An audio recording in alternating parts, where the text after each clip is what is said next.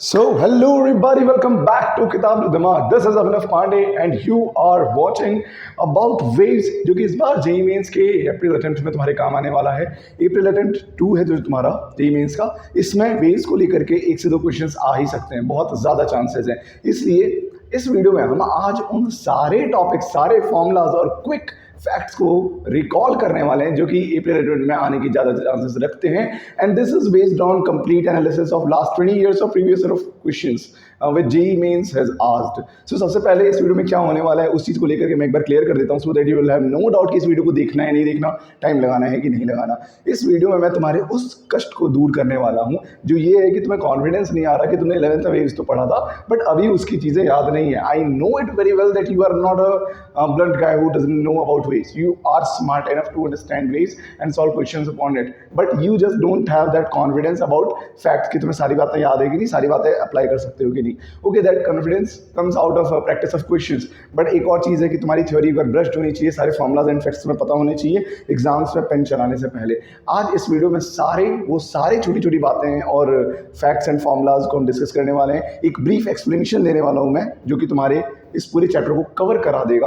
I am not gonna explain every theory of this chapter, rather I am gonna focus on what are the main keys of this chapter and what are the main facts. इस पे JEE revolve कराता है अपने questions को. और तुमने अगर अपने शॉर्ट नोट्स बनाए तो that's a very good thing. अगर नहीं बनाया तो this video is gonna work as a short note for you, जिसमें कि तुम वेव्स के कंप्लीट चैप्टर को जेई मेंस के पॉइंट ऑफ व्यू से 100% fact wise and concept wise revise कर लोगे. इससे मैं फिर बता रहा हूँ, I am not gonna explain in depth, rather I am gonna focus upon एक ब्रीफ एक्सप्लेनेशन और सारी बातें कवर होनी चाहिए जो कि आती हैं. चलो बिना टाइम वेस्ट के, being serious, let's start this chapter. This chapter is ways which we are going to focus on the basis of mains April attempt.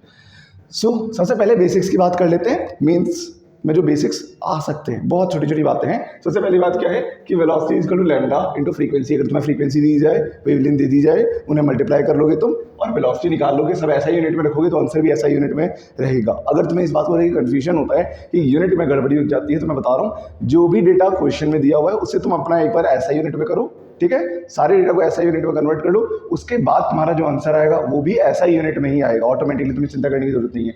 और जो ऐसा यूनिट में तुम्हारा आंसर आ रहा है उसे as per the option convert कर लेना. So that's an easier method. सबसे पहली बात तो ये हमें पता है, ये equation velocity of wave is equal to lambda into frequency. Next thing is about amplitude. Amplitude क्या होता है किसी भी वेव का? कोई भी वेव चल रही है, वेव के बारे में हमें बहुत अच्छे से पता है कि कुछ ऐसा ऐसा सांप जैसा चलता है, ठीक है. जैसे कि अगर मैं एक रस्सी लेता हूँ, रस्सी को ऐसे उछालता हूँ जैसे जिम में किया जाता है, तो उसमें होता क्या है, एक वेव बनती है, क्रेस्ट बनता है, ट्रफ बनता है, वो ट्रैवल करता है आगे की ओर, दैट्स अ वेव. तो जितना मैक्सिमम डिस्प्लेसमेंट कवर कर रहे हैं पार्टिकल्स ऑफ द मीडियम, उस मैक्सिमम डिस्प्लेसमेंट को एम्पलीट्यूड ऑफ द वेव कहा जाता है. एंड ये क्वेश्चन में डायरेक्टली तो नहीं पूछा जाएगा कि एम्पलीट्यूड किसे कहा जाता है, बट रेदर तुम्हें बता दिया जाएगा एम्पलीट्यूड होता है. तो सो ब्रीफ डेफिनेशन थी उसकी बस. Next is about equation of a wave. ये इंपॉर्टेंट पार्ट है. अब यहाँ से तुम्हारे क्वेश्चन से स्टार्ट हो सकते हैं सीधे.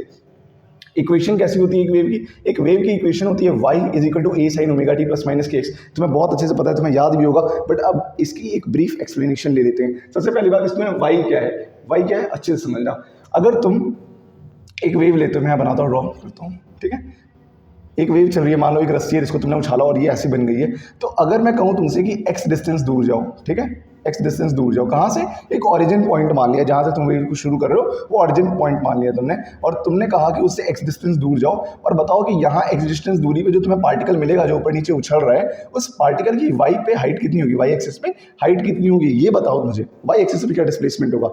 और ये एक और कंडीशन है कि जो वेव शुरू किया था मैंने t इक्वल टू 0 पे शुरू किया था, ठीक है. और जब मैं तुमसे पूछ रहा हूँ कि x डिस्टेंस से क्या हाइट होने वाली है, तो टाइम कुछ और होने वाला है, time is equal to t होने वाला है, कुछ time is equal to t होने वाला है. तो कंडीशन क्या है, मैं तुमसे पूछ के आ रहा हूँ कि time is equal to t पे ऑरिजिन से x डिस्टेंस पर जो पार्टिकल मिलेगा तुम्हें उसकी y पे हाइट क्या होगी. वो चीज़ तुम्हें ये इक्वेशन बताती है कि ऑरिजिन से x डिस्टेंस दूरी पे t टाइम पर तुम्हें जो y हाइट मिलने वाला है पार्टिकल का, वो होने वाला है y is equal to a is amplitude. जो भी एम्पलीट्यूड होता है पूरे जो मैक्सिमम डिस्प्लेसमेंट का एम्पलीट्यूड है, जो कि तुम ऐसे निकाल सकते हो, ये मेन पोजीशन है जहाँ से ऊपर नीचे हो रहा है, तो मैक्सिमम डिस्प्लेसमेंट ये एम्पलीट्यूड हो रहा है, ठीक है. तो एम्पलीट्यूड इनटू साइन ऑफ, किसका साइन लेना है, कोई एंगल निकालना होगा. वो एंगल कैसे निकालोगे? Omega t plus minus k x. Omega T क्या है यहाँ पे? ओमेगा होता है तुम्हारे वेव को अगर तुम एक सर्कुलर पाथ में इमेजिन करते हो तो उसका एक प्रोजेक्शन बनता है वाई एक्सिस पे. उस प्रोजेक्शन को तुम जब सर्कुलर पाथ में यूनिफॉर्म सर्कुलर मोशन में इमेजिन करते हो तो उस यूनिफॉर्म सर्कुलर मोशन का कुछ अपना ओमेगा होता है, जो कि निकालने का हमारे पास बहुत ईजी तरीका होता है। Omega is equal to 2π/t, where t is the time period of the motion of wave. Oscillation से पढ़ा होगा तुमने, टाइम पीरियड के बारे में नहीं पढ़ा है तो that's not a big thing. यहाँ मेन पोजीशन से कोई पार्टिकल स्टार्ट किया, ऊपर गया, वापस यहाँ आया, फिर नीचे गया, फिर वापस यहाँ आया, एक ऑसिलेशन करने में जितना टाइम लगा दैट्स कॉल्ड टाइम पीरियड। 2π जो टाइम पीरियड होगा वही ओमेगा होता है। ओमेगा को जब तुम टी से मल्टीप्लाई करते हो, टाइम से मल्टीप्लाई करते हो, तो तुम्हें मिल जाता है कि कितना एंगल ट्रैवल किया होगा उस पार्टिकल ने इन टी टाइम। इसलिए 2π/t को टी से मल्टीप्लाई किया तो तुम्हारा कुछ एंगल आने वाला है। तो दिमाग बस इस पे लगाना है, ओमेगा क्या है, 2π/t है। टी क्या है, जिस टाइम पीरियड पे तुमसे पूछा जा रहा है, जिस समय पे पूछा जा रहा है कि मुझे वेव के लिए बताओ वाई पार्टिकल की हाइट कितनी होगी वाई पे, जिस पार्टिकल के बारे में पूछा जा रहा है कि वाई पे हाइट कितनी होगी, वही चीज़ तुम्हारे यहाँ से निकलने वाली है। तो यहाँ पे हमने समझ लिया ओमेगा क्या है, 2π टाइम पीरियड करके निकाल लोगे। टाइम क्या है, ये टी जो है यहाँ पे टी है जिस टाइम के बारे में तुमसे पूछा जा रहा है, जिस टाइम पे वाई हाइट पूछी जा रही है, plus minus k x. Plus minus का झंझट लेना नहीं है तुम्हें, वो तुम्हें क्वेश्चन में किसी तरह हिंट दे दिया जाएगा, ऑटोमेटिकली ज़्यादातर इक्वेशन दे दिया जाता है तुम्हें, तो इक्वेशन में ऑलरेडी प्लस माइनस तुम्हें गिवन रहेगा। देन के क्या है तुम्हारे पास, के का फॉर्मूला होता है 2π/λ। 2π तुम्हें बहुत अच्छे से पता है, लैम्डा तुम्हें बहुत अच्छे से पता है, लैम्डा इज द वेवलेंथ जो कि इस वेव की होती है। एंड एक्स क्या है यहाँ पे, जिस भी एक्स डिस्टेंस पे तुम जाके देख रहे हो। क्लियर है, इस इक्वेशन की एक एक चीज मैंने समझा दी है तुम्हें। वाई है एक्स डिस्टेंस पे जो पार्टिकल है उसका टी टाइम पीरियड पे वाई एक्सेस पे हाइट कितना होगा, यही चीज है भाई हमारे पास, समझे। वो निकालोगे कैसे, एम्पलीट्यूड लोगे, उसको साइन ऑफ किसकी साइन से मल्टीप्लाई करोगे, omega t plus minus k x से, तो तुम्हें मिलने वाला है भाई। इस तरह की इक्वेशन तुम्हें दिखने वाली है क्वेश्चंस में, बहुत हाई चांसेस है कि इक्वेशन पे डायरेक्ट क्वेश्चन मिले। अब इस इक्वेशन को एनालाइज करते हैं बहुत अच्छे से। ऐसी एक इक्वेशन दे दी जाएगी, अब तुमसे पूछा जाएगा एम्पलीट्यूड बताओ, तो तुम देखोगे जो भी टर्म गिवन है यहाँ पे, जैसे मैं एक एग्जाम्पल लूँ एक अगर कि एक तुम्हें इक्वेशन दिया गया है y is equal to 20 sine omega t plus 40x, ये मैंने तुम्हें इक्वेशन दी थी। अब मैं तुमसे पूछ रहा हूँ एम्पलीट्यूड बताओ इस वेव की, जो भी वेव मैंने तुम्हें बताई है। तो एम्पलीट्यूड सीधे सीधे तुम्हें ऑप्शन मिलेंगे 4-5, उसमें से जो भी 20 लिखा हुआ रहेगा उससे तुम टिक कर देना, सीधी बात। उसके बाद मैं पूछूंगा इस पूरे वेव का जो k है, k की वैल्यू कितनी होगी। तो k की वैल्यू यहाँ पे कितनी दिख रही है हमें, 40, तो k की वैल्यू यहाँ पे 40 होगी। k को हम कहेंगे क्या, k को एक कांस्टेंट कहा जाता है, वेव कांस्टेंट, तो you need not to bother on that. सीधी सीधी बात है, तुम्हें इस इक्वेशन को कंपेयर करना है ताकि तुम आगे अंडरस्टैंड कर सको जो भी ऑप्शंस में दिया है उसको, ठीक है। सो यहाँ पे तुम्हें एक इक्वेशन दे दी जाएगी, उसे कंपेयर करके तुम आराम से अपना आंसर निकाल सकते हो। सो इक्वेशन की बात खत्म हो गई। अब इस इक्वेशन के बेसिस पे और क्या पूछा जा सकता है हमसे, एक एम्पलीट्यूड पूछ लिया, ठीक है। अगर यहाँ पे ओमेगा की जगह 10 लिखा होता, 10, और पूछा जाता है इस वेव के लिए ओमेगा की वैल्यू क्या होगी, तो तुम सीधे सीधे बता दोगे इस वेव के लिए ओमेगा की वैल्यू, ओमेगा को क्या बोलते हैं, एंगुलर फ्रीक्वेंसी, नाम याद रखना एंगुलर फ्रीक्वेंसी। तो ओमेगा की वैल्यू यहाँ पे याद रख सकते हो तुम, 10 है यहाँ पे, तो ऑप्शन में तुम 10 लिख दोगे। इस एग्जाम्पल को थोड़ा और अच्छे से स्टडी करते हैं हम। हमने एग्जाम्पल लिया था y is equal to 20 sine 10t plus minus 40x, ऐसा इक्वेशन लिया था हमने। अब एक चीज देखते हैं इसमें और क्या क्या पूछा जाएगा तुमसे। k की वैल्यू हो सकता है पूछ लें, हो सकता है ओमेगा पूछ लें, हो सकता है एम्पलीट्यूड पूछ लें। उसके बाद क्या पूछेंगे तुमसे, हो सकता है ना जो वेव चल रही है उसकी वेलोसिटी बता दो, ये पूछ दें। तो वेलोसिटी अगर पूछा जाए तो सीधे सीधे फॉर्मूला याद रखना, ओमेगा बाय के होता है वेलोसिटी का फॉर्मूला, ओमेगा बाय के। ओमेगा कैसे निकालोगे, जो भी टी के साथ जुड़ा हुआ है, टी का कोफिशिएंट ही ओमेगा होता है, तो ओमेगा वहां से निकल जाने वाला है। जैसे इस क्वेश्चन में देखो तो 10/t क्या है यहाँ पे, टी का कोफिशिएंट वो तो हो गया, वैसे यहाँ पे के क्या है, के है यहाँ पे 40, तो ओमेगा बाई के 40। यहाँ पे आ रहा है मेरा 0.25 मीटर पर सेकेंड। यहाँ पे तुम्हें दिया रहेगा क्या है, ऐसा यूनिट वगैरह, हो सकता है सेंटीमीटर में दे, हो सकता है मीटर में दे, वो यहाँ पे लिखा हुआ रहेगा, तो you need not to worry about. यहाँ पे मैंने ऐसा यूनिट में लिया है, तो 0.25 मीटर पर सेकेंड मेरी वेव की वेलोसिटी आएगी। ये वेलोसिटी पॉजिटिव डायरेक्शन में, देखो वेव जब चल रहा है या तो आगे की तरफ जाएगा या तो पीछे की तरफ जाएगा। जब रस्सी में तुम इस तरह से फेंकते हो, फटकारते हो रस्सी को, तो उसका जो क्रेस्ट होता है जहाँ से तुम फेंक रहे हो वहाँ से आगे की ओर जाता है। दूसरा क्या पॉसिबिलिटी हो सकता है कि तुम्हारा दोस्त सामने खड़ा है, तुम्हारा हाथ स्टिल है, वो अपने हाथ से उस रस्सी को फटकार रहा है, जिसकी वजह से वहाँ से क्रेस्ट उठ करके तुम्हारी तरफ आ रहा है। इस पॉसिबिलिटी में वेव जो है तुम्हारी तरफ ट्रैवल कर रहा है। पहली पॉसिबिलिटी में वो सामने ट्रैवल कर रहा था, तो पहली पॉसिबिलिटी में वो पॉजिटिव डायरेक्शन में जा रहा था, दूसरी पॉसिबिलिटी में वो नेगेटिव डायरेक्शन में जा रहा है। तो वेव की जो डायरेक्शन है वेलोसिटी की, वो कैसे निकालोगे, उसको निकालने का तरीका होता है कि अगर तुम्हें जो ओमेगा टी और के एक्स वाला टर्म है उसके साइंस को देखना है। जैसे यहाँ पे पॉजिटिव है, अगर मान लेते ना, इसको मैं रब करता हूँ थोड़ा, तो अगर सेम साइन हो गया, लाइक प्लस प्लस, दोनों प्लस प्लस हो गए, या फिर दोनों माइनस माइनस हो गए, तो इस कंडीशन में मैं वेलोसिटी को नेगेटिव लेता हूँ। याद रखना, अगर सेम साइन के हो गए ओमेगा टी और के एक्स, जो दोनों टर्म्स दिए गए, अगर सेम साइन के दिए गए तो तुम उन्हें नेगेटिव डायरेक्शन की वेलोसिटी वाला वेव मानोगे। फॉर एग्जाम्पल अगर मैं देखूँ यहाँ पे, अगर मैं कह दूँ ए sine omega t plus k x, ये दे दिया जाए तो मैं कहूँगा कि वेलोसिटी मेरी पॉजिटिव डायरेक्शन में चल रही है। अगर मैंने पीछे एक माइनस लगा दिया तो होगा कि ये जो माइनस है ना साइन के अंदर जाएगा जब, तो ओमेगा टी और के एक्स दोनों पे जाएगा बराबर रूप से, जिसकी वजह से मैं कह सकता हूँ कि इसमें भी सेम साइन है दोनों ओमेगा टी और के एक्स वाले टर्म पे, जिसकी वजह से वेलोसिटी जो है वेव की नेगेटिव डायरेक्शन में है। और अगर मेरे साथ अलग किया जाए, एक को प्लस एक को माइनस, लाइक एग्जाम्पल के लिए A sine omega t minus k x, या फिर A sine minus omega t plus k x, ऐसा कुछ दिया जाए तो मैं यहाँ पे सीधे सीधे देख के कह सकता हूँ कि जो वेलोसिटी है वेव की वो वी वेव पॉजिटिव डायरेक्शन में है, यानी सामने की तरफ जा रहा है। क्लियर है? तो डायरेक्टली तुमसे क्वेश्चन जब पूछा जाएगा कि वेलोसिटी बताओ इस इक्वेशन को देख करके, तो तुम्हें क्या करना है, पहले ओमेगा बाई के करके मैग्नीट्यूड निकाल लेना है, उसके बाद तुम डायरेक्शन को यहाँ से चेक करोगे कि तुम्हारा डायरेक्शन क्या आना चाहिए, पॉजिटिव या नेगेटिव, उस हिसाब से अपने आंसर को बनाओगे। ठीक है? अगर तुम्हारा यहाँ पे ये वाला केस हो रहा है जिसमें कि दोनों साइन सेम है, तो तुम अपनी वेलोसिटी को पॉजिटिव रखोगे। अगर साइन अपोजिट आ रहा है तो वेलोसिटी को तुम अपने वेट अ मिनट, हाँ सॉरी सेम साइन आ रहा है तो नेगेटिव रखोगे, एंड अगर अपोजिट साइन आ रहा है तो वेलोसिटी को पॉजिटिव रखोगे। I am sorry for that.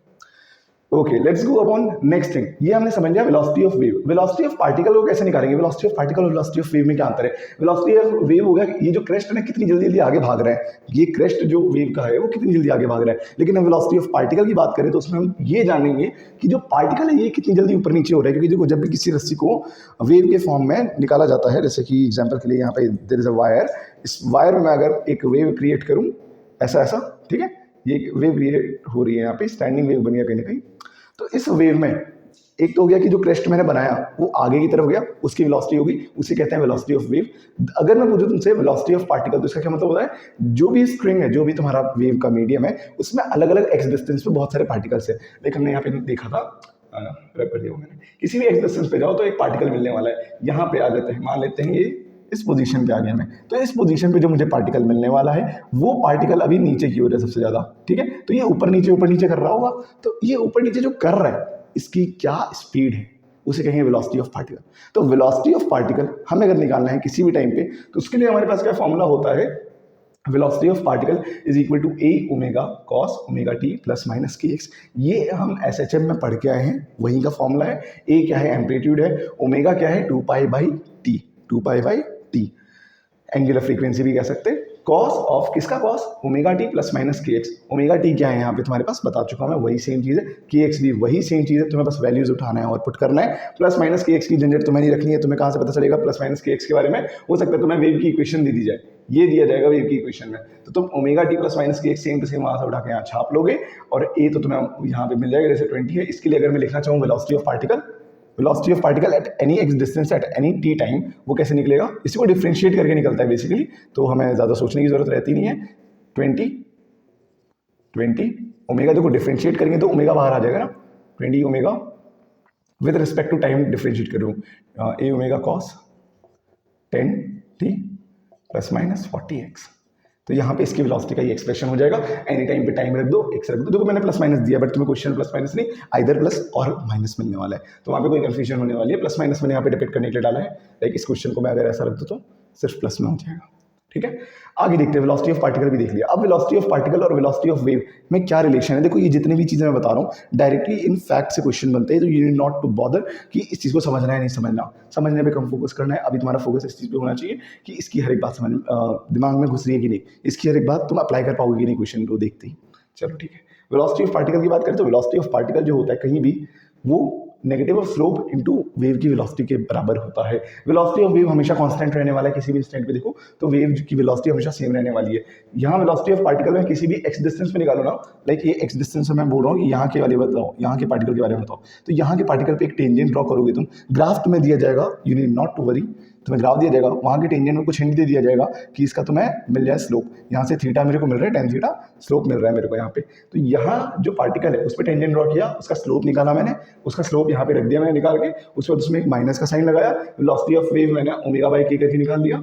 ठीक है, वेलोसिटी ऑफ वेव वहाँ से निकाल दिया तो मुझे वेलोसिटी ऑफ पार्टिकल वहाँ से भी मिल गया। क्वेश्चन हो सकता है किसी तरह भी दे दिया जाए तुम्हें, हो सकता है तुम्हें वेलोसिटी ऑफ पार्टिकल निकालने के लिए कुछ दे दिया जाए, जैसे कि यहाँ पे निकाल लिया हमने, हो सकता है तुम्हें वेलोसिटी ऑफ वेव भी बता दी जाए और पूछा जाएगा कि अगर इसका ग्राफ ड्रॉ किया जाए तो उस पर क्या स्लोप बना रहा होगा, तो तुम इस रिलेशन के थ्रू वो स्लोप भी निकाल सकते हो। उसके बाद एक चीज़ देख लेते हैं, अगर किसी भी इक्वेशन या फिर वेव के एक्सप्रेशन को चेकआउट करना है कि ये एसएचएम वाला एक्सप्रेशन है कि नहीं। मतलब देखो वेव्स जो होते हैं एसएचएम वेव्स भी हो सकते हैं, नॉन एसएचएम वेव्स भी हो सकते हैं। तो अगर कोई वेव्स एसएचएम को फॉलो करता है, ठीक है, अगर कोई वेव्स एसएचएम को फॉलो करता है तो उसमें हमेशा एक कंडीशन अप्लाई होती है कि जो भी इक्वेशन आएगी तुम्हारी वेव की, जैसे यहाँ पे हमने बनाया y = 20 sin, यही वाला मेनली मिलने वाला है। पर अगर तुम्हें कोई अड़भंगा सा नया इक्वेशन दे दिया जाए कि चेक करो कि एसएचएम वेव की कैटेगरी में आएगा कि नहीं, सीधे सीधे देखना कि उसमें जो t की वैल्यू, जैसे यहाँ पे ओमेगा t है ना, तो इसमें जो t है इसकी मैक्सिमम पावर कितनी है, तो पावर वहाँ पे 1 होनी चाहिए। सिमिलरली जो x है, इसमें जो x यूज हुआ है उसकी भी पावर 1 होनी चाहिए। एग्जाम्पल के लिए अगर मैं तुम्हें दे दूँ और पूछूँ कि यहाँ पे मेरे को एक इक्वेशन दिया हुआ है y =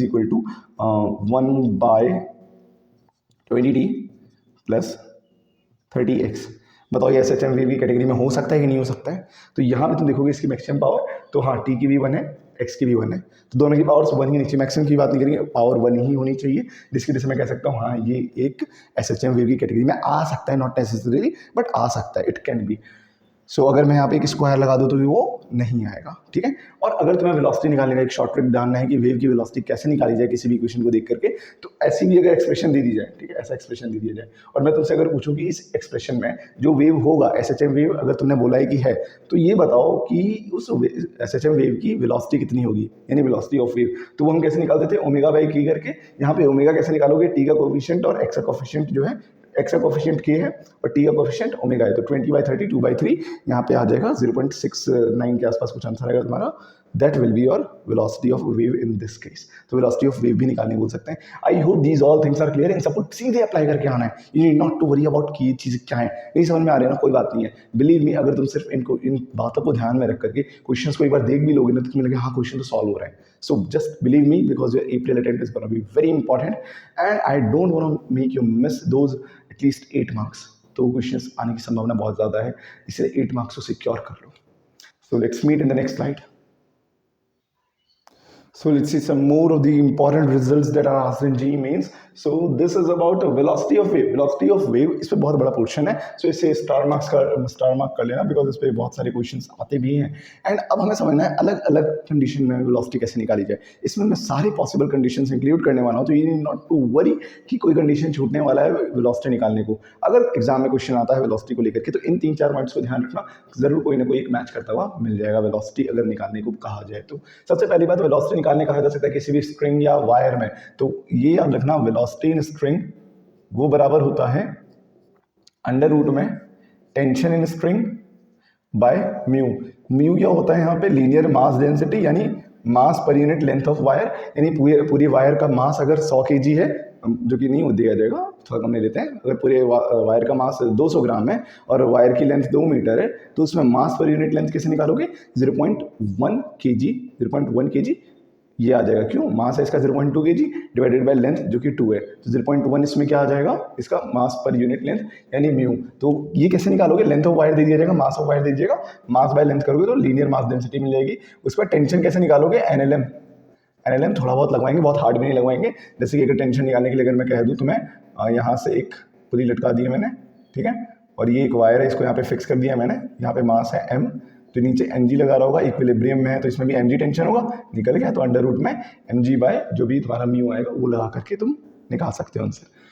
तो ये हो गया वेलोसिटी ऑफ साउंड या फिर किसी भी वेव की स्ट्रिंग या वायर में क्या रहने वाली है। वेव, साउंड भी एक वेव है, सो इसमें मैं साउंड भी कह सकता हूँ, कोई दिक्कत नहीं है। सॉलिड से बात करते हैं, कोई भी सॉलिड, जैसे कि कोई वायर ले लिया जाए, सॉलिड का रॉड ले लिया जाए, वायर नहीं कहेंगे इसे, रॉड कहेंगे, रॉड ले लिया जाए, तो इसमें साउंड की स्पीड कैसे निकालोगे, तो इसमें वेलोसिटी ऑफ साउंड या फिर कोई भी wave, velocity of wave in solid ये बराबर होता है √ में इसका जो भी यंग मॉड्यूलस है, और उस यंग मॉड्यूलस को तुम डिवाइड कर दोगे किससे, इसकी डेंसिटी से। डेंसिटी क्या है, इस पूरे जो रॉड है इसकी वॉल्यूमेट्रिक डेंसिटी, यानी मास बाय वॉल्यूम। ये लीनियर मास डेंसिटी नहीं है, ये मास बाय वॉल्यूम है। वॉल्यूम कैसे निकालोगे, इसका कुछ रेडियस होगा तो πr² इसका वॉल्यूम होगा, तो वॉल्यूम तो निकल जाएगा, तो मैं ऐसे ही रॉड वगैरह खींच दिया जाएगा या फिर ब्लॉक दे सकते हैं मैक्सिमम, और उसके बाद मास तो तुम्हें गिवन होगा, या फिर हो सकता है डेंसिटी दे दे तो वॉल्यूम इंटू डेंसिटी करके मास निकालो, डेंसिटी दे देंगे तो वैसे निकालने की जरूरत नहीं, डायरेक्ट पुट कर दोगे। ठीक है, डेंसिटी हो गई। गामा कैसे निकालोगे, तो गामा तुम्हें दिया रहेगा, उस भी जो भी रॉड रहने वाला है, स्टील कॉपर ब्रास, ये बता दीजिएगा कि उसका गामा क्या है, गिवन में मिलेगा तुम्हें। So you need not to worry, ये तुम्हारा ऐसा यूनिट में अगर रखोगे तो ऐसा यूनिट में आंसर आएगा मीटर पर सेकंड में। आगे देखते हैं फ्लूइड्स। कोई भी फ्लूइड अगर मिल जाए, उसमें अगर बोला जाए कि ये वेव जा रही है तो उसकी वेलोसिटी कितनी होगी। फ्लूइड कहने का इससे ये मतलब नहीं है सिर्फ लिक्विड, हो सकता है वो गैस हो सकता है वो एयर हो, या फिर कुछ भी मिक्सचर ऑफ गैसेस हो, तो कुछ भी हो सकता है। तो कोई भी रैंडम गैस, कोई भी रैंडम लिक्विड, ऑयल, कुछ भी दे सकते हो तुम्हें, और उसमें किसी भी वेव की तुमसे वेलोसिटी पूछी जा सकती है। ये निकालने के लिए तुम्हारे पास क्या होना चाहिए, एक चीज़ पता होनी चाहिए कि फ्लूइड्स में जब भी वेलोसिटी निकालनी होगी वेव की, वेव इन फ्लूइड्स, तो वो तुम्हारा निकलेगा अंडर रूट में। फ्लूइड्स के पास देखो बल्क मॉड्यूलस डिफाइंड होता है, तो बल्क मॉड्यूलस डिवाइडेड बाय इनकी जो भी डेंसिटी आती है, ये इसमें फॉर्मूला लगने वाला है। अगर बल्क मॉड्यूलस नहीं दिया हुआ है, तुम्हें कंप्रेसिबिलिटी कह के दिया हुआ है, तो compressibility is inversely proportional to bulk modulus, ऐसा तुम्हें मिल जाएगा क्वेश्चन में। कैसा क्वेश्चन में मिलेगा मैं बता दूँ, प्रोपोर्शनल क्यों बोला मैंने, क्योंकि तुम्हें बोल दिया जाएगा कि दो तुम्हारे पास फ्लूइड्स हैं, कोई भी दो गैसेज हैं, उनकी कंप्रेसिबिलिटी बराबर है। कंप्रेसिबिलिटी बराबर है, इसका मतलब बल्क मॉड्यूलस भी बराबर होगा। अब तुमसे उनकी डेंसिटी का रेशियो पूछ लिया जाएगा और ये बता दीजिएगा कि दोनों की वेलोसिटी कितनी है। तो वेलोसिटी पता है, बल्क मॉड्यूलस का तुम्हें बता दिया जाएगा कि बराबर है, कि कंप्रेसिबिलिटी बराबर है, और तुम्हें जब वेलोसिटी का रेशियो निकालना होगा तो तुम डिवाइड करके आराम से डेंसिटीज का रेशियो भी निकाल सकते हो। ठीक है, तो ऐसे क्वेश्चंस बनते हैं इनमें ज़्यादातर रेशियो निकालने वाले, क्योंकि स्टूडेंट्स कंफ्यूज होते हैं ऊपर कौन सा रखना है नीचे कौन सा रखना है, इसीलिए इस पे वेलोसिटी के रेशियो को यूज़ किया जाता है क्वेश्चंस बनाने में। आगे देखते हैं एयर। एयर भी एक तरह का फ्लूइड है, इसलिए मैंने एरो डाला है। एयर में जो बल्क मॉड्यूलस होता है, क्योंकि एयर में जो साउंड या फिर कोई भी वेव ट्रैवल करता है, that goes through an adiabatic process. कोई भी वेव नहीं बोलूँगा मैं, साउंड की स्पेशली बात करते हैं, क्योंकि साउंड एक फास्ट वेव है। जो भी फास्ट वेव्स होते हैं वो एडियाबैटिक प्रोसेस के थ्रू क्रॉस करते हैं किसी भी मीडियम से, जिसकी वजह से उनका जो bulk modulus of adiabatic process जो हमने पढ़ा है थर्मोडायनेमिक्स में, वो हो जाता है gamma R T by M, gamma R T by M. ठीक है, एक्चुअली में गामा पी होता है, हमें पता है, वो मैंने डायरेक्ट फॉर्मूला बोल दिया, गामा पी। गामा पी होता है क्या, किसी भी एयर में अगर किसी भी गैस में फ्लूइड में एडियाबैटिक प्रोसेस हो रहा है तो उसमें जो बल्क मॉड्यूलस होता है वो गामा पी के बराबर होता है। ये हमें अच्छे से पता है, एडियाबैटिक प्रोसेस में होता है गामा इंटू पी। अब गामा इंटू पी, गामा क्या है यहाँ पे, जो C P by C V का पॉइजन्स रेशियो होता है उसे गामा बोलते हैं। अब यहाँ पे जो पी बाई डेंसिटी है, पी बाई डेंसिटी प्रेशर है, ये पी फॉर प्रेशर, और ये डेंसिटी है, तो gamma P by density air में वेलोसिटी ऑफ साउंड का फॉर्मूला होने वाला है। अब इसमें अगर मैं तुमसे कहूँ कि प्रेशर बाई डेंसिटी को तुम किसी और तरीके से लिख सकते हो, तो तुम्हें एक बहुत बढ़िया सा फॉर्मूला याद आएगा कि density is equal to P M by R T. Density is equal to P M by R T से अगर मैं प्रेशर को यहाँ रिप्लेस कर दूंगा तो उससे डेंसिटी हट जाएगी, और यहाँ पे मेरे पास आ जाएगा velocity of sound is equal to gamma R T by M. M क्या है यहाँ पे, मोलर मास है, मोलर मास है यहाँ पे। तो डायरेक्टली ये सब पुट करोगे तुम्हारे पास चीज़ें आ जाएंगी। इसमें भी रेशियो तुमसे पूछा जा सकता है, ज़्यादातर रेशियो ही पूछा जाता है कि दो गैसेज हैं जिनमें वेलोसिटी इस वे में है, टेम्परेचर ये है तो रेशियो बता दो, तो रेशियो के क्वेश्चंस बन सकते हैं इसमें, और कुछ नहीं। एम क्या है ध्यान रखोगे, मोलर मास है, टी क्या है टेम्परेचर है, आर क्या है यूनिवर्सल गैस कॉन्स्टेंट है, गामा क्या है यहाँ पे C P by C V का रेशियो। थर्मोडाइनमिक टर्म्स हैं सारे, इसमें कोई भी अलग टर्म नहीं यूज़ किया गया है। पावर ऑफ साउंड वेव, जो भी साउंड वेव है ना, साउंड वेव में एनर्जी होती है, तो जितनी एनर्जी वो साउंड वेव पर सेकंड किसी भी एरिया से पास कर रही है उसको बोलेंगे power of that sound wave. तो पावर कैसे निकालेंगे हम, इसका एक बहुत बढ़िया सा फॉर्मूला होता है जिसे हम कहते हैं power is equal to 2 pi square n square, n जहाँ पे फ्रीक्वेंसी है, और उसके बाद एम्पलीट्यूड का square into density of medium into area, जिस भी एरिया से क्रॉस करता हुआ तुम पावर निकाल रहे हो। एक साउंड वेव मान लेते हैं ना, यहाँ पे एक सोर्स रखा हुआ है और एक स्फेरिकल शेल है जहाँ से साउंड वेव पार कर रही है, जिसकी वजह से यहाँ से जो साउंड निकल रहा होगा वो मैं अच्छे से कह सकता हूँ कि ये 4 पाई आर स्क्वायर एरिया से निकल रहा है। तो एस की वैल्यू यहाँ पे 4 पाई आर स्क्वायर ले लोगे तुम, तो rho S into we. We क्या है यहाँ पे, velocity of sound, velocity of sound. अब याद रखना, ये 2 तो जानती हो, पाई भी जानते हो, एन क्या है फ्रीक्वेंसी ऑफ साउंड वेव, जो कि तुम्हें किसी तरह दे दी जाएगी। हो सकता है फ्रीक्वेंसी निकालने के लिए तुम्हें लैम्डा दे दिया जाए, वेलोसिटी दी जाए, तो उस तरह से फ्रीक्वेंसी निकाल लोगे। जो एम्पलीट्यूड है वो भी तुम्हें क्वेश्चन में इक्वेशन हो सकता है, इक्वेशन दे दें उस हिसाब से दिया हो। डेंसिटी भी तुम्हें हो सकता है मास वॉल्यूम ऐसा कुछ करके दे दें, और एरिया जो है वो तुम्हें बता दीजिएगा शेप क्या रहेगा बॉडी का। हो सकता है कोई सिलेंड्रिकल वेसल में स्पीकर रखा हो, उससे पावर के बारे में पूछ ले रहे, तो इसमें क्या एरिया लोगे तुम, बहुत अच्छे से तुम्हें पता है। इसमें जो एरिया है 2 पाई आर एच, एक तो यहाँ पे 2 पाई आर एच, सॉरी हाँ 2 पाई आर एच और pi r square into 2 pi r h और plus pi r square into 2, ये टोटल एरिया है पूरा इसका सरफेस एरिया जहाँ से साउंड निकल सकता है। वेलोसिटी क्या है, साउंड की वेलोसिटी उस मीडियम में। अब मेरी एक बात ध्यान रखना, यहाँ पे मैं कहीं कोने में लिखता हूँ, बेटर रहेगा। कभी भी एक चीज़ मत भूलना कि जो वेलोसिटी होता है वो मीडियम पे डिपेंड करता है, ठीक है। उसे कोई भी चीज़ चेंज नहीं कर सकती। कोई भी वेव होगा एक मीडियम में एक ही वेलोसिटी से ट्रैवल करने वाला है। वो जो वेलोसिटी है वो मीडियम डिफाइन करती है, ठीक है। कोई भी वेव से मेरा मतलब अगर साउंड है तो मैं सिर्फ साउंड की कैटेगरी का यूज़ कर रहा हूँ। ऐसा नहीं है साउंड को लाइट के साथ कंपेयर कर लो तुम। साउंड की कोई भी वेव आने वाली है तो वो हमेशा एक ही वेलोसिटी से आने वाली है उस मीडियम में, क्योंकि वेलोसिटी मीडियम पे डिपेंड करती है किसी एक पार्टिकुलर टाइप के वेव की, ठीक है। तो डिपेंड नहीं करता कि उसकी फ्रीक्वेंसी क्या है या फिर मैटर नहीं करता उसका एम्पलीट्यूड क्या है, उसकी वेलोसिटी हमेशा सेम होने वाली है उस मीडियम में। वेलोसिटी मीडियम पे डिपेंड करती है। जो फ्रीक्वेंसी होती है, फ्रीक्वेंसी किस पे डिपेंड करती है? सोर्स पे डिपेंड करती है। फ्रीक्वेंसी हमेशा सोर्स पर डिपेंड करती है। फ्रीक्वेंसी सोर्स ही डिसाइड करेगा। इन दोनों के अकॉर्डिंग लैम्डा वेरी कर सकता है। लैम्डा डिपेंड्स अपॉन, ये प्रोपोर्शनल मतलब डिपेंड्स अपॉन लगा रहा हूँ मैं अभी, डिपेंड्स अपॉन किस पे? वेलोसिटी एंड फ्रीक्वेंसी, इन दोनों पे डिपेंड करता है, ठीक है। ये इन दोनों पे डिपेंड करता है, ये बात ध्यान रखना तुम। इसलिए मैंने यहाँ पे वेलोसिटी लिख दिया क्योंकि कई बार हो सकता है ना तुम्हें दो साउंड वेव दे दें अलग अलग और उसमें पावर्स का रेशियो पूछ लिया जाए, मैक्सिमम टर्म्स कट जाएंगे, तुम परेशान होगे। वेलोसिटी के बारे में तो कुछ बताया नहीं, तो वेलोसिटी भी कट जाएगा, तो डोंट वरी अबाउट दैट, क्योंकि दोनों साउंड वेव्स है और एक मीडियम में वेलोसिटी सेम होने वाली है। इंटेंसिटी की बात करें तो इंटेंसिटी क्या होती है? Power by area. तो इस पावर से मैं अगर एरिया निकाल दूँ, एरिया क्या था यहाँ पे? एस, जो भी एस एरिया था वो मैं निकाल दूँ तो मेरे लिए इंटेंसिटी का फॉर्मुला बन जाएगा। तो बढ़िया सा फॉर्मुला बनता है 2πr² n² e² rho v for wave की वेलोसिटी। तो ये फॉर्मूला बन जाएगा तुम्हारी इंटेंसिटी का।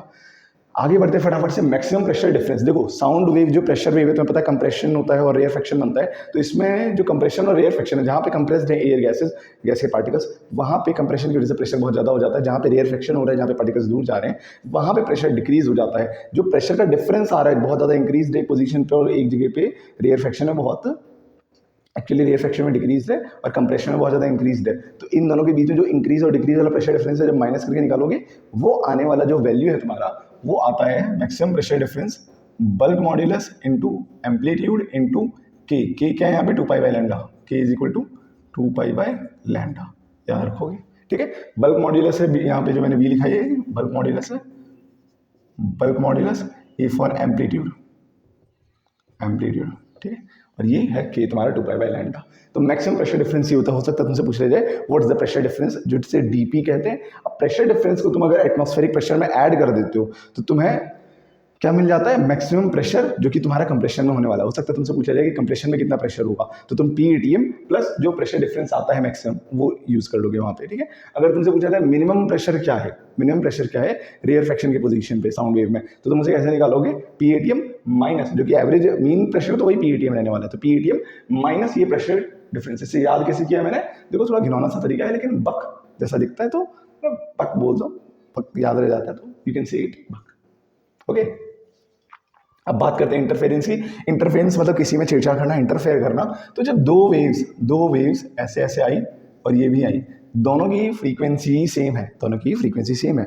मैं कहूँगा कि अगर फ्रीक्वेंसी सेम है तो इन दोनों का जो मिक्सिंग होगा वो कोहेरेंट मिक्सिंग कहलाएगा और ये दोनों वेव्स आपस में कोहेरेंट वेव्स कहलाएंगे। एक बात ध्यान देना, क्योंकि इन दोनों का फ्रीक्वेंसी सेम है, एक ही मीडियम में ट्रैवल कर रहे हैं, तो फ्रीक्वेंसी सोर्स डिसाइडेड रहता है, तो फ्रीक्वेंसी दोनों का सेम हो गया। वेलोसिटी भी मीडियम डिसाइडेड है, तो मीडियम सेम है, जिसकी वजह से फ्रीक्वेंसी और वेलोसिटी दोनों की सेम हो गई। फ्रीक्वेंसी वेलोसिटी दोनों की सेम होगी तो लैम्डा भी दोनों का सेम आ जाएगा। एम्पलीट्यूड सेम आएगा? नहीं, एम्पलीट्यूड सेम नहीं आएगा, वो जरूरी नहीं है एम्पलीट्यूड सेम है, एम्पलीट्यूड डिफरेंट हो सकता है। तो क्लियर हो गया ये बात। अब देखते हैं कि जो दोनों का दो अगर इस तरह से वेव्स इंटरफेयर कर रहे हैं, इसका एम्पलीट्यूड अगर A1 है और इसका एम्पलीट्यूड अगर A2 है, देखो ये तीनों चीजें तो इस दोनों में सेम रहने वाली है। एम्पलीट्यूड का ही अंतर हो सकता है ज़्यादा से ज़्यादा, क्योंकि एम्पलीट्यूड इन चीज़ों पे डिपेंड नहीं करता। तो ये जो एम्पलीट्यूड का डिफरेंस है वो क्या करेगा, जब मिक्स करेंगे ना दोनों वेव्स, तो जो नया वेव बनेगा, मान लेते हैं यहाँ पे एक नया वेव बना यहाँ पे, तो उस नए वेव की एक नई एम्पलीट्यूड बनेगी, ठीक है। उस नई एम्पलीट्यूड को कैसे निकालेंगे वो निकाल लेते हैं। उसके लिए फॉर्मूला है, इनके बीच का ना जो फेज डिफरेंस है एक वेक्टर मानो, ठीक है, एक वेक्टर मानो जिसका पहले वाले का मैग्नीट्यूड A1 है, दूसरे वाले का A2 है, और इनके बीच में जो एंगल थीटा लेते हो ना वो इन दोनों के बीच का फेज डिफरेंस है। फेज डिफरेंस क्या होता है तो मैं बता दे रहा हूँ मैं, जैसे y1 = 3 sin ωt plus minus kx है, यहाँ पे भी है जो 4 इज cos 10π प्लस 4x। यहाँ पे दो इक्वेशन हमें दी गई है, प्लस माइनस नहीं था, जस्ट प्लस था। तो इन दोनों इक्वेशन में तो मैं कहूँगा अगर इन दोनों का फेज डिफरेंस निकालो तो बहुत आसानी से निकालोगे। पहले दोनों साइन में एक ही ट्रिग्नोमेट्रिक फंक्शन में होने चाहिए, तो इस वाले को मैं कन्वर्ट करता हूँ क्योंकि दोनों एक जैसे नहीं दिख रहे मुझे, ये साइन में ये कॉस में, तो इसे मैं लिख दूंगा 4 sin 10π प्लस 4x, अच्छा सॉरी π/2 माइनस ये वाला मटेरियल 10 + 4x। ये वाला जब काम किया मैंने तो उसके बाद क्या हुआ मेरे साथ कि मेरे को पता चल गया यहाँ पे फेज डिफरेंस π/2 का है। फेज डिफरेंस कैसे निकालते हैं, इसका जो अंदर का थीटा वाला मटेरियल है ना, साइन के जो भी थीटा वाला मटेरियल है, दोनों का डिफरेंस निकाल लो, दोनों को माइनस कर लो। दोनों को माइनस कर लोगे तो तुम्हें जो भी मैग्नीट्यूड ऑफ एक्स्ट्रा एंगल मिलेगा, जैसे कि इन दोनों को माइनस कर रहा हूँ मैं, पहले वाले में से दूसरा वाला ये वाला, इस वाले में से ये माइनस कर दो, या फिर उस वाले में से ये माइनस कर दो, तुम्हें आराम से पता चलेगा इन दोनों के बीच में डिफरेंस π/2 का ही रहने वाला है। ठीक है, तो I think this is clear. दोनों में π/2 एंगल का डिफरेंस है। दोनों में जब π/2 एंगल का डिफरेंस है तो मैं आराम से यहाँ पे क्या कह सकता हूँ कि इसका जो ये थीटा है ये तुम ले लोगे π/2। अब मैं कह रहा हूँ ना, तुम्हें निकाल के दिखाओ कि रिजल्टेंट एम्पलीट्यूड कितना हो रहा है। तो रिजल्टेंट एम्पलीट्यूड का फॉर्मूला होता है, दोनों का वेक्टर एडिशन कर दूँ, a1² + a2² + 2a1 a2 cos, और फिर इन दोनों के बीच का जो भी तुम्हारा फेज डिफरेंस निकला है। फेज डिफरेंस तुम इस वाली चीज़ को ऑब्जर्व करके निकाल सकते हो, दोनों का डिफरेंस निकाल लेना कि दोनों में आखिर कितने एंगल का अंतर आ रहा है। तो देखो यहाँ पे मैं अगर इसको माइनस करूंगा तो पहले वाले में से गया दूसरा वाला, इसमें तो एक्चुअली में ऐड हो जा रहा है, तो तुम जो भी ऐड होके आएगा वही तुम अपना फेज डिफरेंस मानोगे। तुम्हें वैल्यूज दे दी जाएंगी हर चीज़ की, तो तुम्हें चिंता करने की जरूरत नहीं है। आगे बढ़ते हैं, रिजल्टेंट इंटेंसिटी कैसे निकाली जाए। रिजल्टेंट इंटेंसिटी अगर तुम्हें निकालनी है तो उसका फॉर्मूला होता है I1 + I2। अब I1 I2 कैसे निकालोगे, मैक्सिमम चांसेस है तुम्हें क्वेश्चन में I1 I2 गिवन हो, मैक्सिमम चांसेस है। अगर नहीं गिवन है तो ये फॉर्मूला है गंदा सा, लेकिन चांसेस यही रहते हैं दे दीजिए, +2 √I1 √I2 cos theta. Theta क्या है, वही दोनों के बीच का जो भी फेज डिफरेंस आ रहा है तुम्हारा, इन दोनों के एंगल के टर्म्स को निकालने के लिए। अगर मैं एक एग्जांपल दे दूं और यहाँ पे दे देता हूँ बढ़िया सा 3 sin π/2t + 60 नहीं कहूँगा, π/3 कहते तो π/3, और यहाँ पे दे दूँ 4 sin π/2t + π/2। दोनों के बीच का फेज डिफरेंस निकालने के यदि मैं अगर तुम्हें तो वो सब्ट्रैक्ट करके देख लो, यहाँ पे π/2 - π/3 सब्ट्रैक्ट करोगे तुम्हारा आ जाएगा यहाँ पे आंसर 3 हो गया, 3 - 2। ठीक है, तो यहाँ पे तुम्हारा आंसर आ जाएगा π/6। तो π/6 यहाँ पे तुम्हारे पास जो भी आने वाला है वो फेज डिफरेंस दोनों के बीच का, तो दोनों के बीच का एंगल तुम 30 डिग्री लोगे π/6 करके और आंसर को आराम से निकालोगे, तो तुम्हें ईजी सा मिलेगा, ऐसा कुछ चिंता करने वाली बात नहीं है। तो ये कुछ इंपॉर्टेंट डेटा, कुछ इंपॉर्टेंट फैक्ट्स थे जो कि याद रहने चाहिए, एंड मुझे लगता है तुमने अगर प्रैक्टिस की होगी कभी इन टॉपिक्स पे तो तुम्हें आराम से रिकॉल हो गए होंगे। तो you need not to worry, बहुत सारी चीज़ें, इतनी ही चीज़ें बस। सो ये लास्ट क्वेश्चन नहीं आया था, तो I am zooming on that, so clearly see that this is the question that I wrote there. So now let's move towards the standing waves without wasting much of the time. अभी हम major portion को cover कर चुके हैं, but इस chapter का जो सबसे इंपॉर्टेंट पार्ट जो मैं कहूँगा जिसमें कि सबसे ज़्यादा क्वेश्चंस आते हैं वो स्टैंडिंग वेव्स वाला पार्ट है। सबसे पहले इसके इक्वेशन से स्टडी करते हैं, इसको रिकॉल करते हैं। इसका इक्वेशन कुछ दिखता था ऐसा, 2a sin kx cos ω t। ये बनता कब है स्टैंडिंग वेव, जब मान लो एक कोई स्प्रिंग तुमने ली है, उसे दोनों साइड से बांध दिया है और उसे तुम इस तरह से वेव करते हो, उधर गया तुम्हारा वेव और वो वेव वापस आने लगा, वेव वापस आने लगा। तो कुछ ऐसा मैंने बढ़िया से नहीं बनाया, बट वो बढ़िया से एक सिमेट्रिक फिगर बनता है, लाइक ऐसा अगर ऐसा जा रहा है तो आने वाला एकदम परफेक्ट बनेगा। तो उस हिसाब से जो ये स्टैंडिंग वेव बन जाती है ना, तो उसमें कुछ जगह ऐसे होते हैं जो फिक्स हो जाते हैं, जो ऊपर नीचे नहीं जाते, कुछ पोजीशंस ऐसे होते हैं जो ऊपर नीचे करते रहते हैं, जिसकी वजह से हमें जो वेव है वो कहीं आगे पीछे मुड़ते हुए नहीं दिखती। वो लग लगता है कि एक ही जगह पे ये जो एम्पलीट्यूड है ये नीचे आ जाएगा, जैसे ये पॉइंट है वो नीचे आ जाएगा, तब ये वाला पॉइंट ऊपर चल जाएगा। तो ऐसे up down up down up down होते रहता है, वो स्टैंडिंग वेव होती है। ये क्रिएट कब होता है, कि इसके क्रिएट होने का कारण होता है कि जब यहाँ से उधर की तरफ वेव गया तो यहाँ मीडियम चेंज हो गया, मैंने यहाँ पे बांध दिया, वॉल लगा दिया, तो मीडियम चेंज हो गया। मीडियम के चेंज होने की वजह से ये चीज़ होती है। ठीक है, तो कभी भी एक मीडियम से स्प्रिंग या फिर कोई भी वेव, स्प्रिंग में वेव या किसी भी मीडियम से वेव जा रही है और उसका मीडियम चेंज होता है, तो इस तरह की स्टैंडिंग वेव ऑब्जर्व करने को मिलती है। क्यों होता है, बेसिकली वेव जो है मीडियम के चेंज होने पे रिफ्लेक्ट करके बैक आने लगती है टकरा के, और बैक आने पे ऐसा कुछ डबल वेव्स का आपस में सुपर पोजिशन मिलता है। तो it happens due to superposition of waves. इसमें जो रिजल्टेंट तुम्हारी वेव बनने वाली है उसके बारे में कुछ खास बातें। देखो मैंने बताया अप डाउन वाला सीन रहने वाला है, तो जिस एरिया में मैक्सिमम अप होने वाला पार्ट होता है, ठीक है, जो एरिया मैक्सिमम अप जाने वाली होती है, उसका जो एम्पलीट्यूड होता है वो सबसे ज़्यादा पाया जाता है, जिसकी वैल्यू होती है ट्वाइस ऑफ ए। इसी क्वेश्चन को अच्छे से समझते हैं। यहाँ पे ए क्या है, जो भी वेव, एक वेव गई और वही वाली रिफ्लेक्ट होकर वापस आती है, तो उसका जो भी एम्पलीट्यूड होता है वो ए है। टू तो तुम जानते ही हो। साइन के एक्स क्या है यहाँ पे, साइन ऑफ के जो है यहाँ पे 2π/λ ही है। एक्स यहाँ पे किसी भी डिस्टेंस से, मान लेते हैं यहाँ से मैं एक्स डिस्टेंस से तुमसे पूछ रहा हूँ कि एक्स डिस्टेंस के बारे में मुझे बताओ, वाई किधर है, तो ये y is equal to y equation है। तो वाई क्या होगा, तो उसमें तुम के साथ जो एक्स यूज करोगे वो यही वाला एक्स यूज करोगे। ओमेगा टी क्या है यहाँ पे तुम जानते हो, ओमेगा होता है 2π बाई टाइम पीरियड, और टी यहाँ पे है वही टाइम जिस टाइम पे मैं वाई पोजीशन पूछ रहा हूँ। इस इक्वेशन को देख करके मैं तुमसे कुछ क्वेश्चंस पूछूंगा, उसके जवाब देने हैं। लाइक मैंने उसका एक यहाँ पे बना रखा है एग्जाम्पल। सबसे पहली बात, जिन वेव से मिल करके बनी है ये स्टैंडिंग वेव, उस ईच वेव का एम्पलीट्यूड कितना है। एक तो जा रही है, एक वापस आ रही है रिफ्लेक्ट होकर के, तो उस ईच वेव का एम्पलीट्यूड क्या है। तो सीधी बात है, यहाँ पे मुझे दिख रहा है 40 साइन, तो 2a, यहाँ पे a होता था मेरा एम्पलीट्यूड ऑफ ईच वेव, इसको 2 से डिवाइड करना होगा मुझे, तो यहाँ पे 20 मिल रहा है। 20 है एम्पलीट्यूड ऑफ ईच वेव। अब मैं तुमसे पूछूं कि जो दो वेव्स मिलकर के स्टैंडिंग वेव बनाई है, उनकी वेलोसिटी सेम है कि डिफरेंट है, तो उसकी दोनों की वेलोसिटी डिफरेंट है डायरेक्शन वाइज। एक की सामने जा रही है तो दूसरी रिफ्लेक्ट होकर वापस आ रही है। मैग्नीट्यूड वाइज सेम है और जो डायरेक्शन है वो डिफरेंट होने वाला है। उसके बाद मैं अगर तुमसे पूछूं कि अगर मुझे एक्स डिस्टेंस पे जो स्टैंडिंग वेव बनी है उसमें एक्स डिस्टेंस पे मुझे एम्पलीट्यूड चाहिए, तो उसके लिए तुम्हें ये टर्म पे फोकस करना है, ये टर्म एक्स डिस्टेंस पे जो एम्पलीट्यूड है। अगर मैं तुमसे पूछ दूं यहाँ पे कि मुझे बताओ हाफ मीटर्स पे क्या एम्पलीट्यूड होने वाला है, यानी यहाँ से हाफ मीटर जाओ तो तुम्हें क्या एम्पलीट्यूड मिलेगा। देखो, जो स्टैंडिंग वेव होती है उसमें किसी भी पोजीशन पे एम्पलीट्यूड फिक्स होता है, क्योंकि वो ही ऊपर नीचे होती रहती है, आगे नहीं पहुंचता वो एम्पलीट्यूड।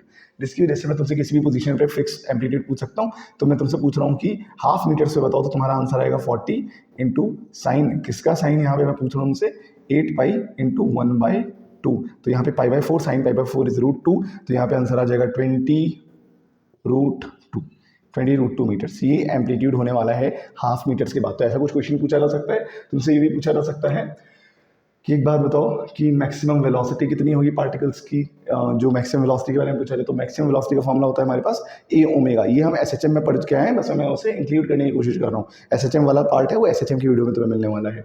तो ए ओमेगा हो गया मैक्सिमम वेलोसिटी ऑफ पार्टिकल, और वेव की वेलोसिटी तो कांस्टेंट रहने वाली है। वेव की वेलोसिटी यहाँ पे पूछी जा सकती है तुमसे, ओमेगा बाई के करके निकालोगे, सेम टू सेम ओमेगा यहाँ पे मुझे दिख रहा है बहुत बढ़िया से 4 है कि यहाँ पे 8π है, तो 4/8π यानी 1/2π तुम्हारा यहाँ पे वेलोसिटी ऑफ वेव है, जो भी वेलोसिटी ट्रैवल कर रही थी, जो भी वेव ट्रैवल कर रही थी उसकी।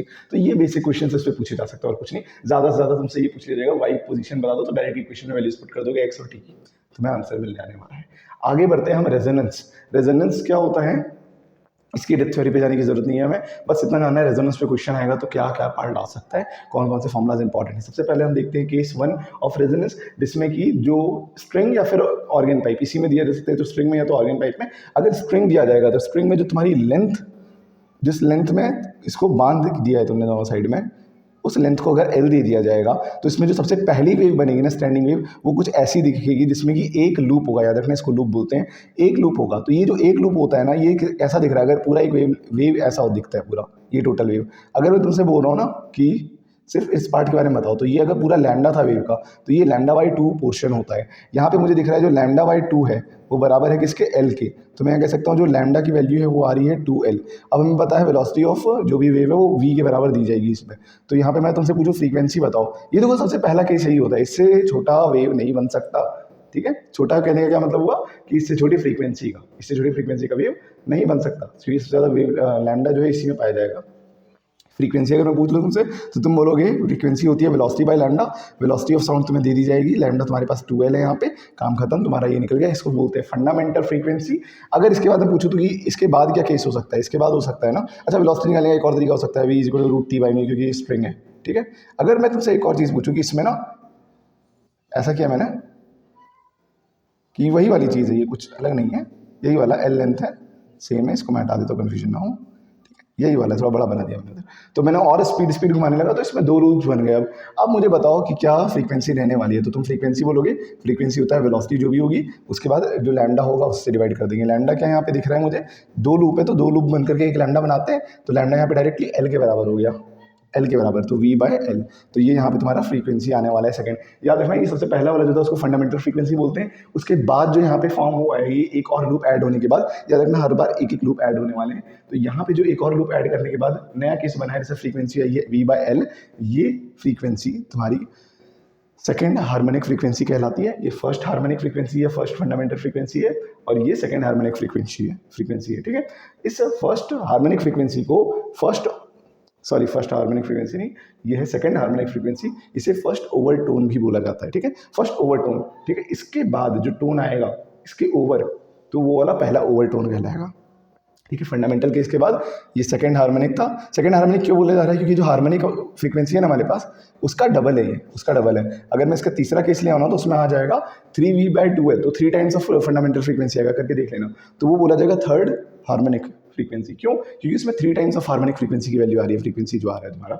सो लेट्स सी, यही चीज़ ऑर्गन पाइप में होने वाली है। ऑर्गन पाइप जिसमें कि अगर मैं कहूँ तुम्हें कि दोनों साइड अगर क्लोज है, ऑर्गन पाइप नहीं नॉर्मल पाइप है, दोनों साइड अगर क्लोज कर दिए जाएं तो वेव कैसी बनेगी? सेम टू सेम ऐसा ही बनेगा। और इसमें ये एयर में वेव बन रहा है, हो सकता है ये वेव एयर में बने, तो कन्फ्यूजन वाली कोई बात है नहीं। ठीक है, बस इसमें ध्यान क्या रखना है कि फर्स्ट हार्मोनिक फ्रीक्वेंसी ये होती है, उसके बाद जो आ रहा है उसको सेकंड हार्मोनिक फ्रीक्वेंसी बोलेंगे, क्योंकि वो उतना मल्टीपल है हार्मोनिक फ्रीक्वेंसी का, और उसको पहला ओवरटोन बोल देंगे, क्योंकि ये दूसरा केस है ना। देखो, पहला जो फंडामेंटल केस के बाद जितना भी केस आएगा वो ये हो जाएगा पहला ओवरटोन, फिर उसके बाद वाला दूसरा ओवरटोन। पहला ओवरटोन ही यहाँ पे सेकंड हार्मोनिक भी है, चिंता करने की बात नहीं है। आगे बढ़ते हैं, इसमें और भी 2 केसेस देखते हैं आगे के। सो जो हमारे पास सेकंड केस है रेजोनेंस का, इस केस में हमारे पास क्या गिवन है? एक साइड क्लोज्ड है, एक साइड रिजिड फिक्स्ड है बिल्कुल, और दूसरा साइड जो है वो ओपनली मूव कर सकता है। ये स्ट्रिंग है एक, उसमें दूसरा साइड ओपनली मूव कर सकता है। तो इसमें जो सबसे पहला केस बनेगा ना, वेव बनेगा, वो कुछ ऐसा वेव बनेगा जो कि हमें कैसा दिख रहा है कि अगर मैं एक वेव पूरा लेता हूँ, एक वेव अगर पूरा मैं कंसिडर करता हूँ, तो उसका बस इतना ही पार्ट बन रहा है यहाँ पे। तो इसे मैं कह सकता हूँ λ/4 वेव ही बन रहा है यहाँ पे, जो कि बराबर होने वाला है इसके एल लेंथ के। λ/4 क्या है? ये पूरा इसका लेंथ है ना, जो भी इसका पूरा वेव बना है एक्चुअली में, उसमें अगर लैम्डा है उसका वेव लेंथ, तो λ/4 पार्ट यहाँ बन रहा है जो कि एल के बराबर है, तो ये एल के बराबर हो गया। और यहाँ पे मैं कह सकता हूँ λ = 4L हो गया। फ्रीक्वेंसी यहाँ पे अगर मैं निकालूँ इसकी सबसे फर्स्ट केस वाली, जिसे मैं कहता हूँ हार्मोनिक फ्रीक्वेंसी, उस हार्मोनिक फ्रीक्वेंसी की वैल्यू आ जाएगी जो भी वेलोसिटी है इस स्ट्रिंग में, जिसे मैं √T/μ से भी निकाल सकता हूँ। उस वेलोसिटी को डिवाइड कर दो 4L से, क्योंकि 4L यहाँ पे वेवलेंथ है। ये तो इसका पहला एकदम बेसिक केस हो गया, जिसे बोलते हैं फर्स्ट हार्मोनिक। ठीक है, अगर मैं इसमें तुम्हें थोड़ा कॉम्प्लेक्सिटी करके एक और केस बढ़ा दूं, लाइक देखो, जब भी स्टेप वाइज केस बढ़ता है ना, तो एक एक लूप ही बढ़ता है, याद रखना। तो एक लूप यहाँ बढ़ा दिया मैंने, ठीक है, और ये ऐसा हो गया। ठीक है, ये एक लूप मैंने बढ़ा दिया। अब देख सकते हो यहाँ पे तुम, ये पूरी लेंथ कितनी है तुम्हें पता है, ये λ/2 है, ये λ/4 है। λ/2 और λ/4 को जोड़ोगे कितना आ जाएगा? 3λ/4 आ जाएगा। अब 3λ/4 जो है वो L के बराबर है, यहाँ से लैम्डा आ रहा है 4L/3 आ रहा है। तो यहाँ पे जो फ्रीक्वेंसी आ जाएगी तुम्हारी, जिससे मैं कहने वाला हूँ थर्ड हार्मोनिक। क्यों कहने वाला हूँ? क्योंकि 3 times of V/4L, 3 times V/4L। ये जो पहली वाली हार्मोनिक थी ना, फर्स्ट हार्मोनिक, जो फंडामेंटल फ्रीक्वेंसी है, जो भी बिल्कुल हार्मोनिक फ्रीक्वेंसी है, उसका 3 टाइम्स है, इसलिए मैं कहूँगा इसे थर्ड हार्मोनिक। वो डिपेंड करता है ना फर्स्ट हार्मोनिक फ्रीक्वेंसी का कितना मल्टीपल है, उस हिसाब से इसको बोला जाता है। ओवरटोन की बात करें तो सबसे पहला जो फंडामेंटल केस है, उसके बाद वाले से नंबरिंग स्टार्ट करते हैं, तो ये फर्स्ट ओवरटोन कहलाएगा। I think this is clear. अगर इसके बाद मैं सेकंड ओवरटोन बनाऊँ तो कुछ ऐसा बनने वाला है, एक लूप यहाँ बनेगा, फिर एक लूप इसके साथ बना हुआ ही है, फिर वो ऐसा। ठीक है, तो ये होने वाला है इसका थर्ड नहीं, ये फिफ्थ हार्मोनिक बनेगा एंड सेकंड ओवरटोन बनेगा। सो एक बार देख लेते हैं यही केस। ये देखो, यही सेम चीज़ होने वाली है तुम्हारी ऑर्गन पाइप, जो कि एक साइड अगर बोला जाए ना क्लोज्ड ऑर्गन पाइप, तो यही होता है closed organ pipe. Organ pipe 2 ही केसेस हो सकते हैं। ऑर्गन पाइप या तो होगा ऐसा, इसमें एक साइड क्लोज्ड हो, या तो दोनों साइड ओपन हो, जो कि मैंने यहाँ बना रखा है। ठीक है, ऑर्गन पाइप ये होता है। क्लोज्ड ऑर्गन पाइप में यही काम होने वाला है, जो कि एयर के साथ होगा। और यहाँ पे ओपन ऑर्गन पाइप में ये केस होगा, देख लेते हैं। ओपन ऑर्गन पाइप है जिसमें कि वेव जारी हो सकता है, स्ट्रिंग से जाए हो सकता है, एयर की वेव हो, दोनों एक ही जैसे वर्क करते हैं, कोई चिंता वाली बात नहीं है। तो इसमें मैं देख सकता हूँ जो सबसे फंडामेंटल वेव बनेगा वो यही बनेगा। इससे तुम मिनिमम लूप से वेव नहीं बना सकते। तो इसमें देख सकता हूँ मैं, जो मेरी लेंथ L है वो बराबर है किसके? λ/2 के, क्योंकि देखो λ/4 दोनों मिलाकर के λ/2 हुए, जो कि बराबर है L लेंथ के। तो यहाँ पे वेव लेंथ मेरे पास आ रहा है 2L। अगर वेव लेंथ 2L है तो मेरे पास यहाँ पे फ्रीक्वेंसी हो जाएगी velocity bye 2L, velocity by lambda यहाँ पे फ्रीक्वेंसी हो जाएगी। इसी को मैं बोलूँगा मेरा फर्स्ट हार्मोनिक फ्रीक्वेंसी, या फिर इसको मैं बोल सकता हूँ फंडामेंटल फ्रीक्वेंसी। इसके बाद मैं अगर इसका सेकंड केस लूँ, इसके बाद एक और स्टेप बढ़ाऊँ मैं, जिससे मैं कहता हूँ एक और लूप ऐड कर दूँ। ठीक है, एक और लूप ऐड कर दो, थोड़ा अजीब सा बना, डोंट वरी फॉर दैट। तो इसमें मैं अगर तुमसे पूछो फ्रीक्वेंसी क्या होगी, तो सीधी बात है λ/4 λ/2 हो गया, ये भी λ/2 है, तो टोटल मिलाकर के लैम्डा बन गया। तो लैम्डा L के बराबर है, तो V/λ यहाँ पे फ्रीक्वेंसी हो जाएगी V/λ।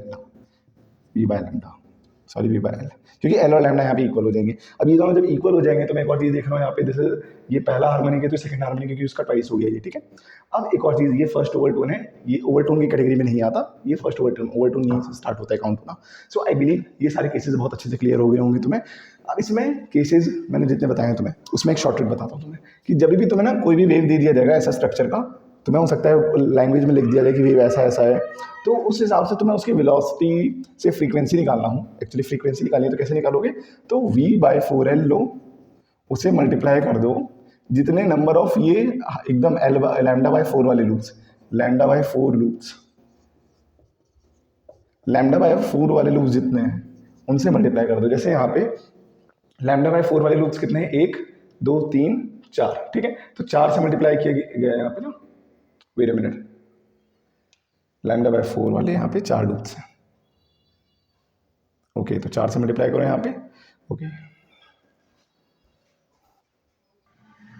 अच्छा, आई वॉज मल्टीप्लाइंग रॉन्ग, ये सेम चीज़ करने में v/4l को मल्टीप्लाई करना है कितने λ/4 वाले लूप्स हैं, तो v/4l जो है उससे मल्टीप्लाई कर दो। यहाँ पे देखो लूप्स के नंबर कितने हैं, 1 2 3 4, λ/4 वाला लूप यानी ये वाला, ये फिगर कितना है ये तुम्हें देखना है। तो यहाँ पे ये चार्ट है तो इसे इंटू 4 करो तो v/l वही फ्रीक्वेंसी यहाँ पे आ रही है। इस केस में भी देख लेते हैं, v/4l को मल्टीप्लाई करो किससे, λ/4 का कितना लूप है, 1 2 इंटू 2, तो यही फ्रीक्वेंसी आ रही है। सिमिलरली यहाँ पे भी अगर देखा जाए तो यहाँ पे नंबर ऑफ हाफ λ/4 वाले लूप्स कितने हैं, 1 2 3, तो 3 को किससे मल्टीप्लाई करना है, v/4l से, तो v/4l से मल्टीप्लाई किया हमने यहाँ पे 3v/4l हमारे आ गया फ्रीक्वेंसी। सिमिलरली यहाँ पे भी λ/4 करके हमने निकाला था पहले, अभी हम अच्छे तरीके से निकालते हैं, v/4l को मल्टीप्लाई कर दो जितने ये वाला लूप है, तो एक ही है ना, तो v/4l आ जाएगा इसका हार्मोनिक फ्रीक्वेंसी। तो हार्मोनिक फ्रीक्वेंसी या कभी भी किसी भी केस में फ्रीक्वेंसी निकालने का यही तरीका होता है। अगर मैं तुम्हें एक लंबा सा केस दे दूँ ऐसा ऐसा एकदम से,